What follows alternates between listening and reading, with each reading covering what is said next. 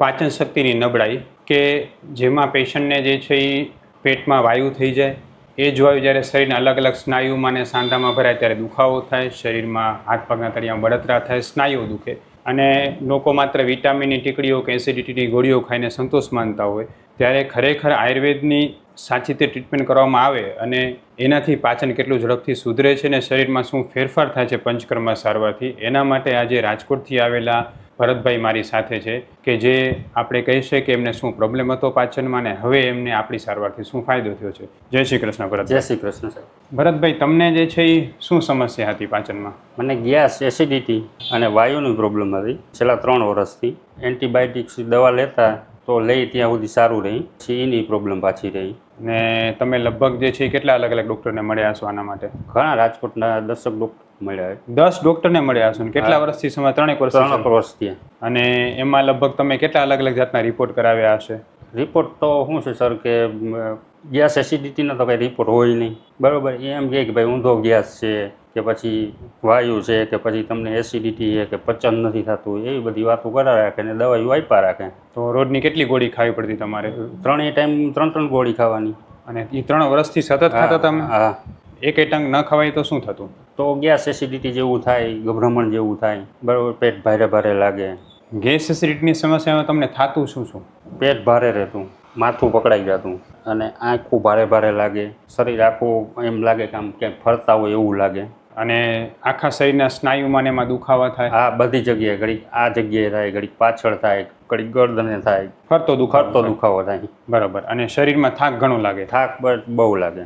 આના માટે જે છે એ તમે જ્યારે દવાઓ લેતા તો એ દવા લેતા ત્યારે સારું લાગતું કે ના, તો એ અસર ના આવતી નહીં કાંઈ? દવા લઈ ત્યાં સુધી સારું હોય, પછી એનો જે પાવર પૂરો થઈ ગયો, એન્ટીબાયોટિક્સનો તો જ્યાં સુધી શરીરમાં પાવર હોય ત્યાં સુધી હોય, પછી પાછું ઈન હોય. હાઈ પાવર દવાઈઓ પી તો શું થાય? એ જ થવાનું છે ને. બરાબર છે. તો રાજકોટથી 200 કિલોમીટર દૂર આપણે અહીંયા આની સારવાર થતી તમને કઈ રીતે ખબર પડી? તમારો વિડીયો જોયો અમે અને જોયું અમારા જેવા પેશન્ટ આમાં તમારા વિડીયોમાં ઘણા અમે જોયા કે સરનું કામ સારું છે તો એકવાર મુલાકાત લઈ લઈએ આપણે. પછી અહીંયા જોયું, તમારો 3 મહિનાનો અમે કોર્સ કર્યો અને પછી અમને ખબર પડી કે ના, બરોબર છે, રિઝલ્ટ બહુ ફર્સ્ટ ક્લાસ છે, અત્યારે કોઈ પ્રોબ્લેમ છે જ નહીં.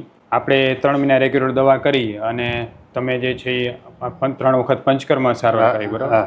તમને કેટલું સારું લાગે? અત્યારે ફર્સ્ટ ક્લાસ છે, અત્યારે કોઈ કાંઈ તકલીફ નથી.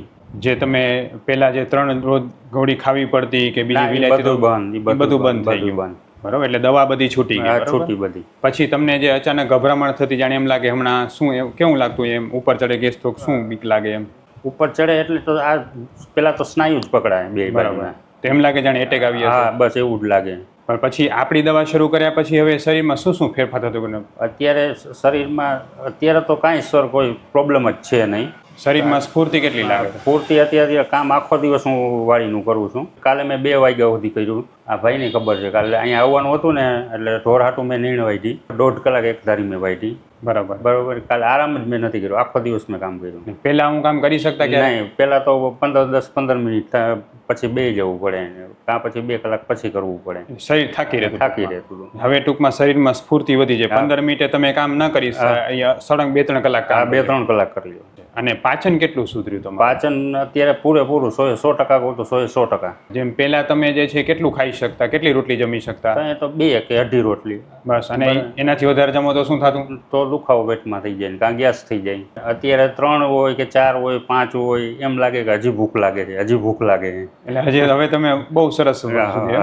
અને પહેલા ક્યારેક એવું થતું કે જેમ કે કોઈ એવી ગેસવાળી વસ્તુ ખાવાની આવે? હા, તો એ પ્રોબ્લેમ થાય. તો એ શું ખાવાથી તકલીફ થઈ જતી પહેલા? તો ગરમ વસ્તુ તો તાસીર પ્રમાણે ગરમ રીંગણા છે, કોઈ ગુવાર છે, કોઈ આપણે ચણાનું કોઈ વસ્તુ છે, કોઈ તેલવાળી વસ્તુ છે, હું તમે ના પચાવી શકતા. શું થતું એનાથી તમને? એનાથી ગેસ જેવું થાય અને શરીરમાં ચટકા ભરે, પિત્ત નીકળતું.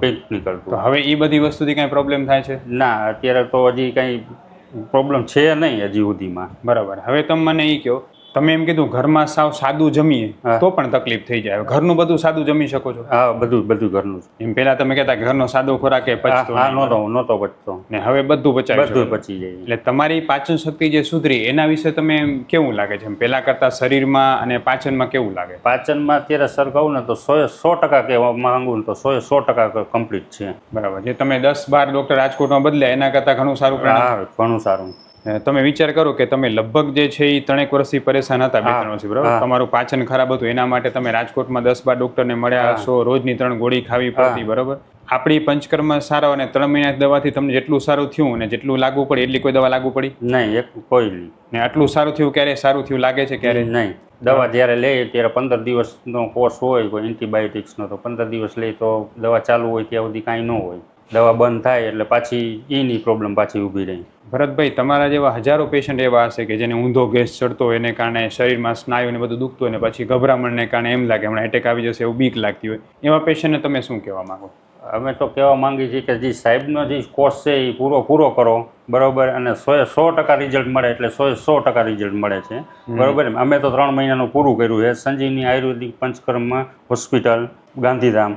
અને ભરતભાઈ, તમે મને એમ આજે કહેવા આવે કે અમે તમને મળવા આવે હા, સ્પેશિયલ તમને સર મળવા જ આવ્યા છે અમે, હા. બરોબર. નકર તમે ફોન ઉપર વાતચીત કરી શકીએ એમ છે, બરોબર. પણ સરને ભાઈ કે આપણે સરને મળી આવી, આપણે 3 મહિના પૂરા થઈ ગયા છે, આપણને 100% રિઝલ્ટ છે, સરની આપણે મુલાકાતે લેતા હોય ને એ બાને મળાઈ જાય. કારણ કે ઘણી વખતે મને ઘણા બધા પેશન્ટ કોમેન્ટમાં પૂછતા હોય હા. કે સાહેબ આ પેશન્ટને સારું થઈ ગયું, તમને કાંઈ શું શા માટે આવ્યા? એમ તો એ શેના માટે આવ્યા છે? ખાલી તમે વિડીયો બનાવવા માટે આવ્યા છે? પણ હકીકતમાં એવું હોય છે કે જ્યારે પેશન્ટ જે છે વર્ષોથી હેરાન હોય ને અને એને વ્યવસ્થિત માર્ગદર્શન અને સાચી સારવાર મળે ને એટલે એને એક આત્મીયતા બંધાઈ જાય. ઘણા પેશન્ટ આવતા હોય છે, અમને પણ ક્યારેક એમ થાય કે બિચારા અહીંયાથી કેમ ધક્કા ખાતા હશે, એમ જરૂર નથી હવે એમ, પણ ત્યારે પછી પેશન્ટની લાગણીથી અમે સમજી શકતા હોય કે આ બધું છે એમ.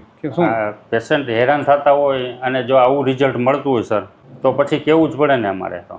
એટલે ખરેખર જે છે એ પાચન શક્તિ સુધારવાની સરળ માત્ર ને માત્ર આયુર્વેદમાં જ છે. એટલે મહેરબાની કરીને જો તમને આ પ્રકારના પ્રોબ્લેમ હોય તો આયુર્વેદ સારવાર જ અપનાવવી જોઈએ, એ ખરેખર જરૂરી છે.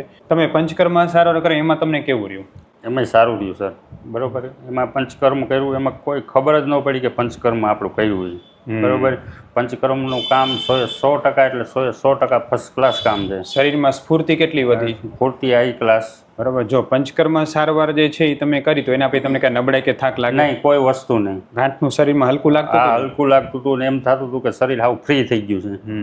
એટલે હું તમને એ પણ કહેવા માગું છું કે સાચી પંચકર્મ સારવાર છે ને એ જાણવી જરૂરી છે. જો તમારી પંચકર્મ સારવાર કોઈ પણ જગ્યાએ તમે કરાવવા માંગતા હો તો તમે એ ડૉક્ટરને 3 પ્રશ્ન ખાસ પૂછો. કે સૌથી પહેલો પ્રશ્ન એ પૂછો કે આ સારવારથી મને નબળાઈ તો નહીં આવી જાય ને? બીજો પ્રશ્ન એ પૂછો કે સારવારથી મારા શરીરમાં રોગ કેટલો ઝડપથી દૂર થશે? ને ત્રીજો પ્રશ્ન એ પૂછો કે મારા શરીરમાં સ્ફૂર્તિ કેટલી વધશે?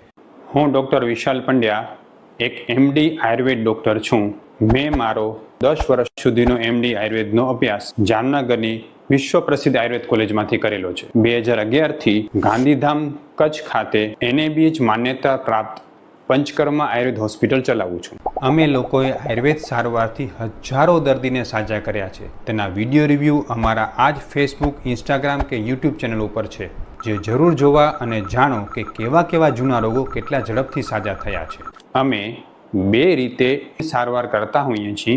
સૌથી પહેલાં તો કચ્છ કે એની આસપાસના દર્દીઓએ હોસ્પિટલમાં રૂબરૂ બતાવવા માટે આવવું, અને બીજું કચ્છથી દૂર રહેતા દર્દીઓ માટે ઘર બેઠા ઓનલાઈન દવા પણ મંગાવી શકે છે. વધુ માહિતી માટે નીચેના નંબર ઉપર હાય લખીને વોટ્સએપ કરો એટલે તમને ફીસ કેટલી છે, કોર્સ કેટલો કરવો પડશે વગેરે માહિતી વોટ્સએપમાં મોકલી આપશું. સાચી રીતે પંચકર્મ સારવાર કરીને તો શરીરમાં સ્ફૂર્તિ આવે, રોગ જલ્દી દૂર થાય અને શરીરમાં નબળાઈ તો ક્યારેય ના આવી જોઈએ, તો જ સાચી પંચકર્મ સારવાર થઈ કહેવાય. ભરતભાઈ, તમારો જે આ વિડીયો છે ને એ લોકોને આયુર્વેદમાં શ્રદ્ધા વધારશે. એના માટે આપણે ફેસબુક, ઇન્સ્ટાગ્રામ, યુટ્યુબમાં વિડીયો મૂકી શકીએ? મૂકી શકો સર, બરોબર. દર્દીને સારું થતું હોય અને આપણને આટલું રિઝલ્ટ સારું મળ્યું હોય, બરોબર, તો ફેસબુકમાં મૂકો અને માણસોને જાગૃત કરો કે ભાઈ આયુર્વેદિકમાં આ વસ્તુથી આટલું રિઝલ્ટ આવે છે. ખૂબ ખૂબ ધન્યવાદ. જય શ્રી કૃષ્ણ. જય શ્રી કૃષ્ણ.